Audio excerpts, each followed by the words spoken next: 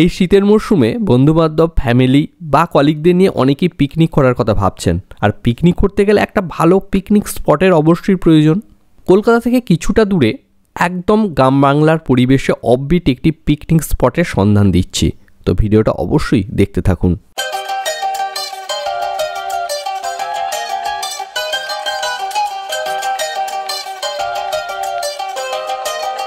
দেখুন, চারিদিকে সবুজ আলু জমির পাশ দিয়ে আমরা এগিয়ে চলেছি।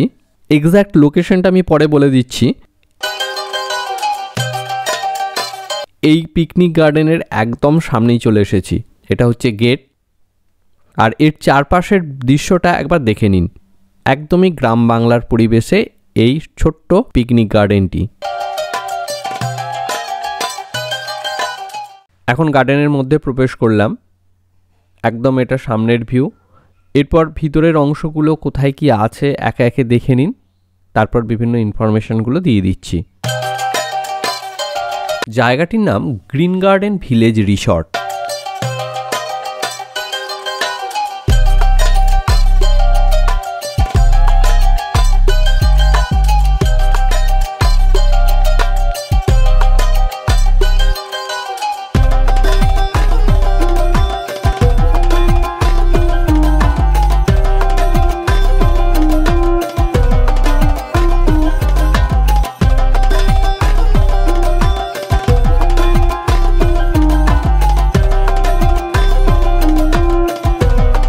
এই জায়গাটা ডাইনিং হলের মতো, এখানে একসাথে অনেক মানুষ বসে খাওয়া দাওয়া করতে পারবেন।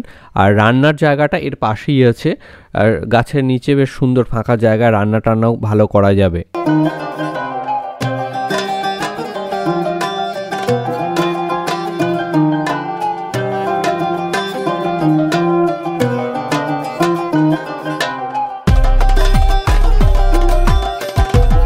মাঝের এই ফাঁকা জায়গাটায় ঘাসের উপর বসে আড্ডা দিয়ে কিংবা একটু খেলাধুলা করে সময় বেশ ভালোই কেটে যাবে। আর এই পাশটা আছে বাচ্চাদের খেলার বিভিন্ন জিনিস, বাচ্চারাও এখানে বেশ এনজয় করতে পারবে।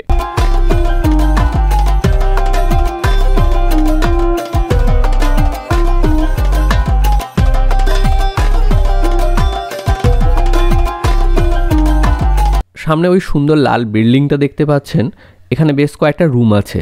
আপনারা যদি এখানে এসে নাইট স্টে করতে চান তাহলে এখানে থাকতেই পারেন, বা একদিনের জন্য এসেও যদি রেস্টের জন্য রুমের প্রয়োজন হয় তাহলে সেই রুমও এখানে পেয়ে যাবেন। এখানে 1200 টাকা এবং 1800 টাকার রুম আছে।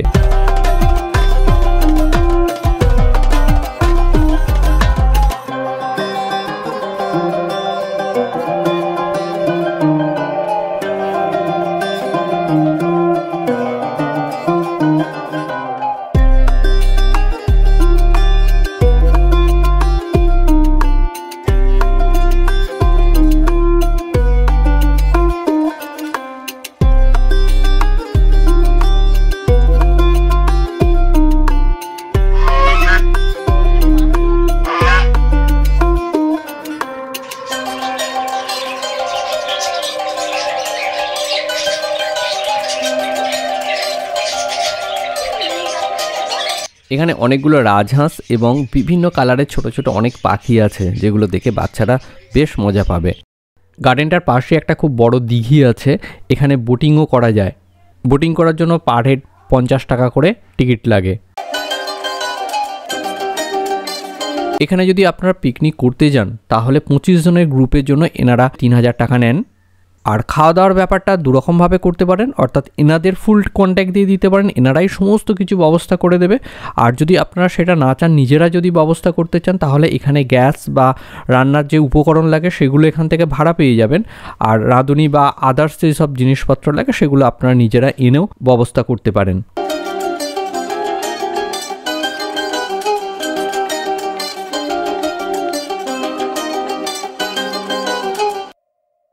ম্যাপের সাহায্যে এই জায়গাটার লোকেশন এবং কিভাবে এখানে পৌঁছাবেন সেটা একটু দেখিয়ে দিচ্ছি। এই রাস্তাটা দুর্গাপুর এক্সপ্রেসওয়ে ডানকুনির দিক থেকে আসছে। এখানে জৌগ্রাম জায়গাটা থেকে এই দিকের যে রাস্তাটা মেমারির দিকে গেছে সেই রাস্তাটা ধরে এই গ্রামের এই ভিতরে এই রাস্তাটা ধরে এই জায়গাটায় পৌঁছে যেতে পারেন। এছাড়া আরও কতগুলো অপশন আছে, যেমন এটা হচ্ছে জিটি রোড। জিটি রোড ধরে এসে এখান থেকে জৌগ্রামের দিকে যে রাস্তাটা আসছে সেই রাস্তাটা ধরে এসে এদিকে যাওয়া যায়। এছাড়া আরও অপশন আছে, আপনারা এই রাস্তাটা ধরে বা আপনারা যদি অন্য কোনো দিক থেকে আসেন, বর্ধমানের দিক থেকে যদি আসেন, তাহলে দুর্গাপুর এক্সপ্রেসওয়ে থেকে মোশাগ্রামে এসে মেমারির দিকে যে রাস্তাটা গেছে সেই রাস্তাটা ধরে আজাপুর থেকে এই রাস্তাটা দিয়ে আসতে পারেন, অথবা মেমারি থেকেও এই রাস্তাটা ধরে এখানে চলে আসতে পারেন। বিভিন্ন অপশনগুলো দেখিয়ে দিলাম, আপনাদের যেখানে বাড়ি সেই সুবিধা মতো আপনারা সেই রাস্তাটা চুজ করতে পারবেন, অর্থাৎ 4 দিক দিয়ে এখানে আসা যাচ্ছে।